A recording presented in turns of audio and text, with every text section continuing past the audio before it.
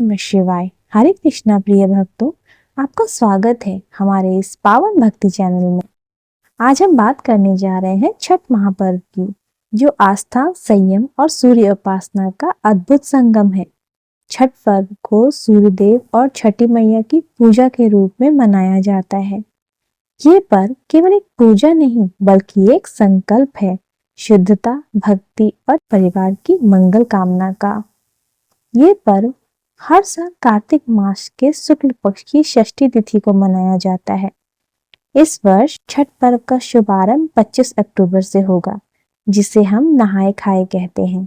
इसके बाद 26 अक्टूबर को खरना, 27 अक्टूबर को संध्या अर्घ और 28 अक्टूबर को ऊषा अर्घ दिया जाएगा।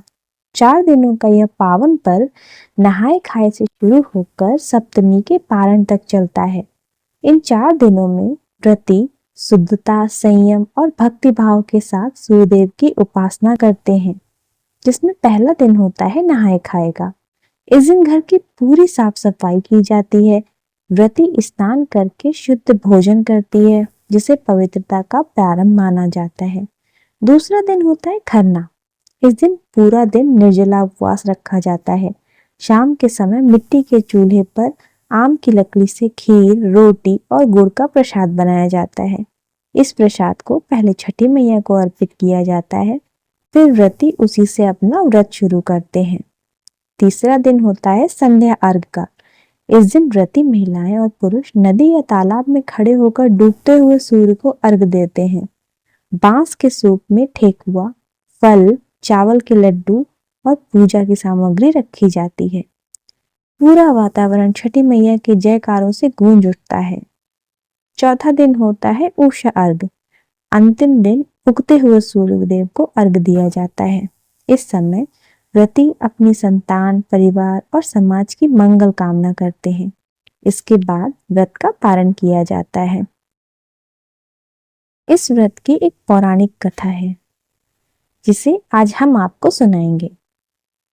छठी मैया को ब्रह्मा जी की मानस पुत्री और सूर्यदेव की बहन माना गया है।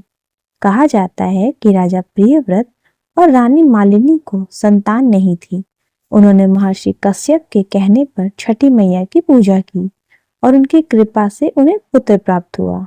तभी से संतान प्राप्ति और रक्षा के लिए इस व्रत का विशेष महत्व बताया गया है। भगवान श्री राम और माता सीता ने भी लंका विजय के बाद कार्तिक शुक्ल षष्ठी को सूर्यदेव की उपासना करके यह व्रत रखा था। इसी से प्रेरित होकर आज भी ये परंपरा चलती आ रही है। ये व्रत संतान सुख, परिवार की समृद्धि और रोग मुक्त जीवन के लिए किया जाता है। इस व्रत में व्रती 36 घंटे तक बिना जल के उपवास रखती है। यह व्रत तप, श्रद्धा और भक्ति की पराकाष्ठा का प्रतीक है। कहा जाता है, छठी मैया सबकी मनोकामनाएं पूर्ण करती हैं। जो श्रद्धा से पुकारे, उनकी झोली कभी खाली नहीं रहती।